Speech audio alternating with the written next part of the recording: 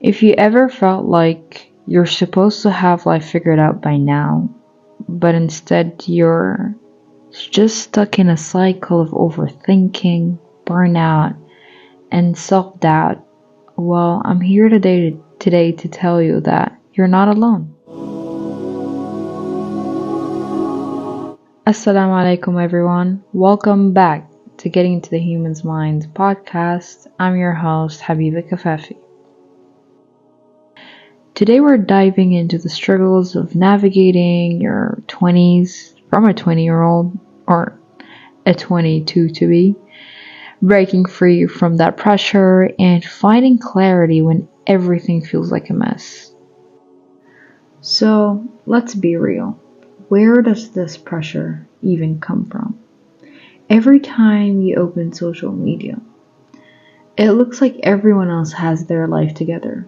The perfect job, the perfect apartment, the dream vacations, whether it's the perfect body, the perfect grades, the perfect friends. And here you are questioning if you're falling behind. Truth is, no one actually has it all figured out.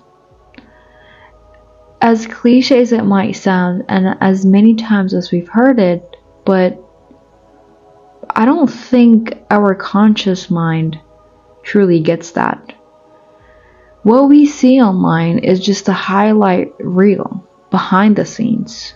Those same people might be dealing with self-doubt, setbacks, and uncertainty just like you.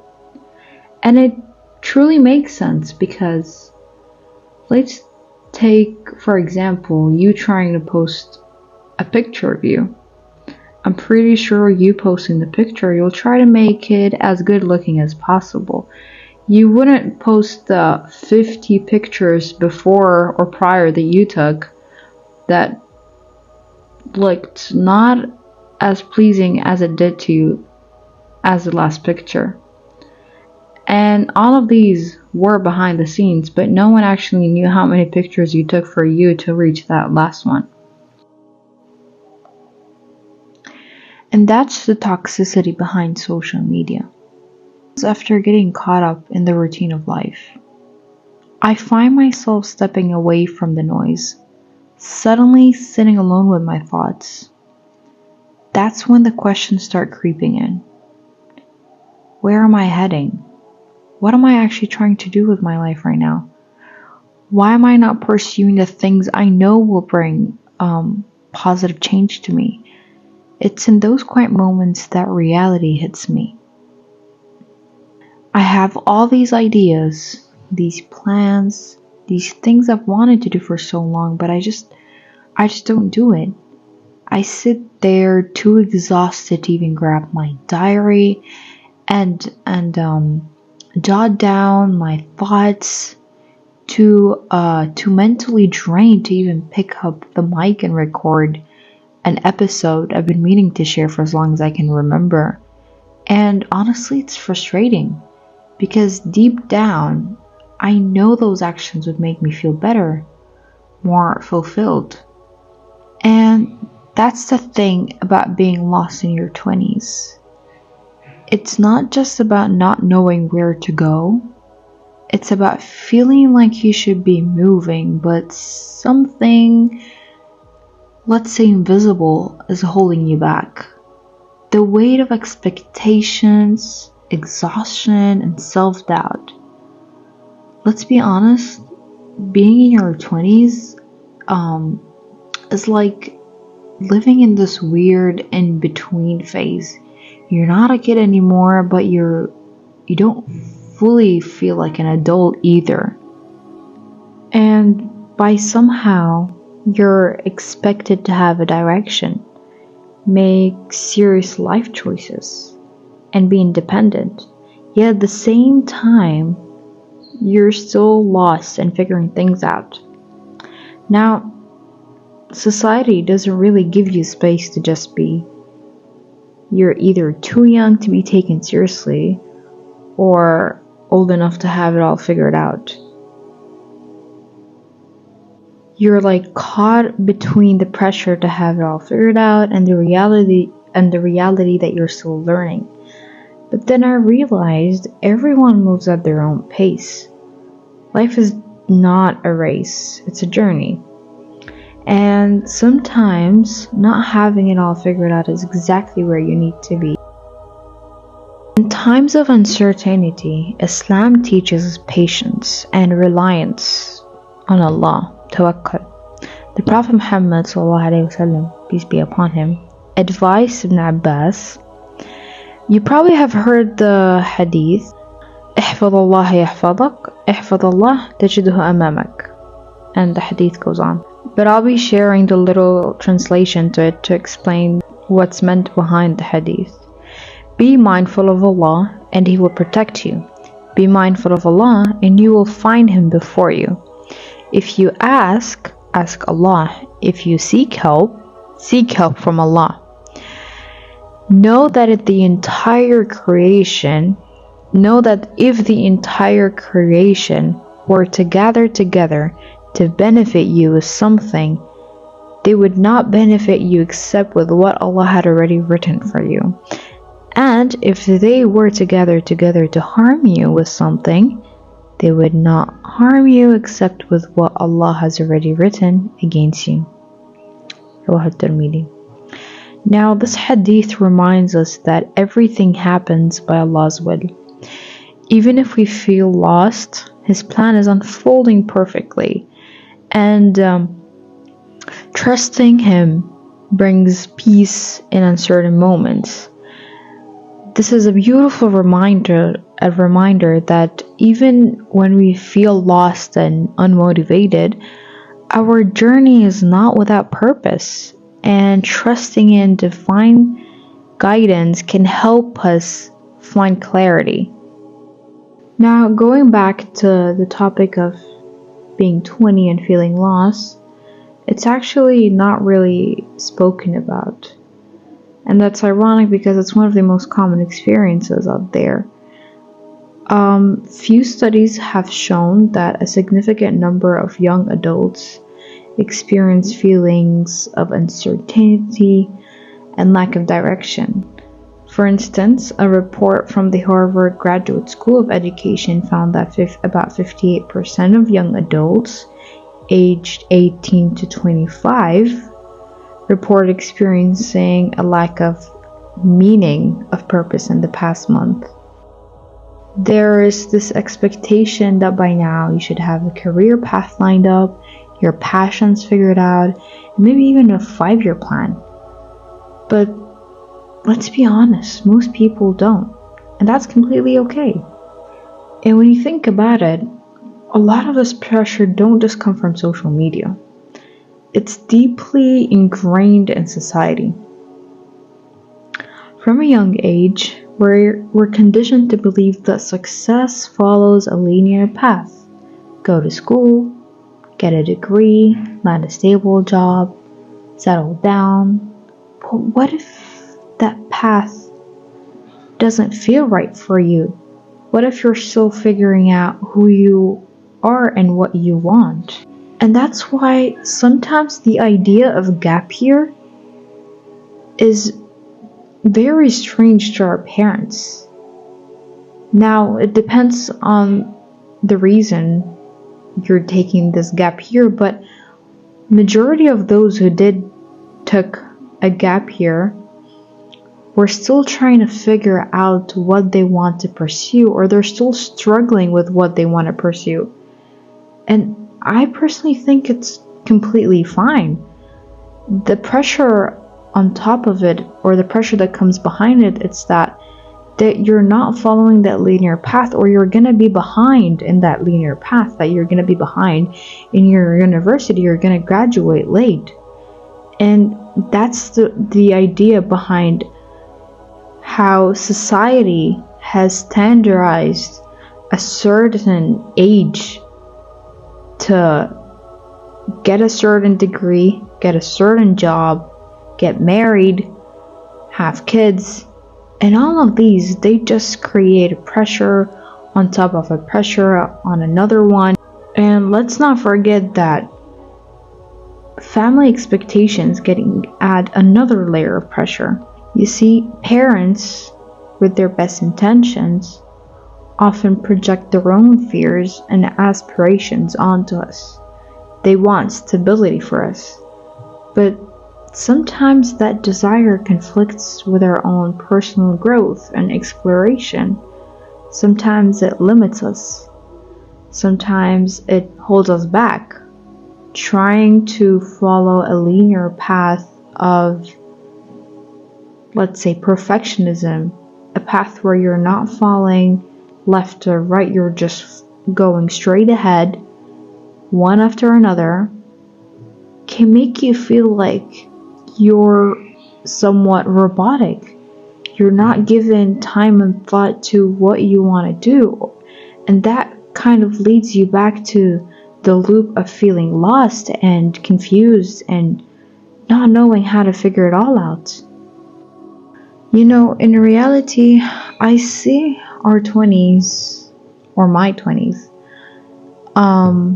kind of a phase where you're in a trial, where you're about to subscribe to this membership and you're having a free trial.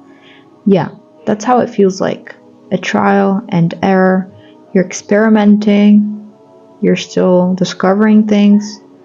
For instance, like, you might take jobs you hate, start projects that don't go anywhere, or start few hobbies, or question if you're even on the right path. But every experience, even the confusing ones, are truly teaching you something valuable. I used to think I was failing because I didn't have a clear direction. Okay, for instance, during the time where I had to start thinking of what I want to pursue later on, and that's choosing your major. That was probably one of the times where I've most felt confused at. And that's ironic because I wasn't 20 by then, but feeling lost is common at any certain age, but it comes often with being in your 20s. But at that time, I was very indecisive between two fields that were nowhere related to each other. But then I decided to go with a field that had somewhat, hopefully, a better career options for me, a better future, one would say. But as I started to pursue that, and a year after another, I started to question if my decisions were chosen wisely, because I started pursuing something that I didn't like just for the sake of it having a bright future later on. But if I'm not able to even reach that phase of later on, how am I even going to get there? Because getting there didn't seem like it was meant for me. I didn't seem like I was in my right spot. But then later on, after time and after exploring more of where I was and understanding more of it, I start to realize that I've actually done a great decision making. And that was all by God's will. I didn't really choose much on my own. I was relying on Allah's help. I kept on making dua at the beginning that if it's good for me, make it an easy path, and if it's not good for me, make it a path that I don't even get into, and keep the harm of it away from me. And that point gets me to the verse in Surah Al-Baqarah, where it says, and perhaps you dislike something while it's good for you, and perhaps you love something while it's bad for you, and Allah knows why you don't. That's exactly how I think we should approach certain things in life. Not even certain things, everything in life. Because we truly don't know what is good for us waiting behind that certain thing that we want to do. Or we don't know what is bad for us, while it could be something that we are, showing interest in. And looking back, I think I'd say that I've realized that uncertainty wasn't a setback. It was a necessary part of my growth. So, if you feel lost right now, embrace it, explore it, try new things out, and trust the clarity that would come with time. Now, let's talk about motivation. You know that feeling when you're fired up, ready to change things overnight, and you start strong, but then boom, burnout hits. You crash, you feel guilty for not keeping up, and the cycle repeats. Yeah, I've had much of these experiences. Now, here's the thing, motivation is unreliable. It comes and it goes. But what truly matters is consistency. Small, steady progress beats short bursts of extreme efforts. And I learned this the hard way. There were many times in my life where I'd get a burst of motivation. I'd want to read certain books, take on new projects, work at specific places, or dive into research I've been meaning to do for a long time. I'd start with so much energy, convinced this time would be different. But suddenly that motivation would disappear, and I wouldn't even feel like picking up a pencil or getting off my seat. Like when I wanted to get back into my interest in art, the first day I was excited. I started sketching, completely absorbed in, but by the next day I felt bored, and the unfinished drawing just sat there on my desk, untouched. That's when I realized motivation alone isn't enough. If I really wanted to make progress, I had to rely on discipline and consistency, not just fleeting bursts of inspiration. And truly, one of the hardest things is feeling like you have so many dreams and ideas, but you're stuck in a place you don't know where to start, or starting but don't know how to continue. It's like standing at a crossroad, too overwhelmed to pick a direction. And this is called analysis paralysis. I came across this theory the other day, and it kind of just blew my mind because I felt like I related so much to it. Now, analysis paralysis is simply when you overthink decisions so much, basically overthinking, that you end up doing nothing at all. You want to make the right choice, so you analyze every possible outcome, weigh all the pros and cons, and second guess yourself until you're just stuck in place. Instead of moving forward now, you're trapped in an indecision. And the thing is, analysis paralysis is closely tied to both motivation and burnout. So for instance, when you're highly motivated, you might overplan everything, trying to map out the perfect strategy before you even take the first step. But the more you overthink, the harder it becomes to actually start. And then later, when motivation fades, because it always does, you're left feeling exhausted before you've even done anything. This cycle leads to burnout. Now, not from the action, but from mental exhaustion. So now you're just exhausted before doing anything, and merely because of over-analyzing every move that you've wanted to do.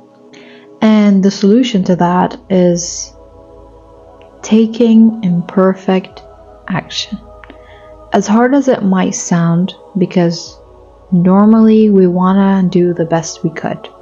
We want to give the best version of ourselves. We want to lead the most perfect lives.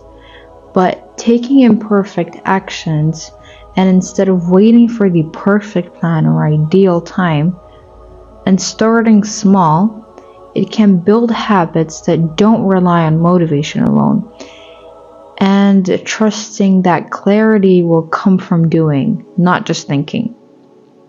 And most importantly, trust that you're on the right path, even if it doesn't feel like it.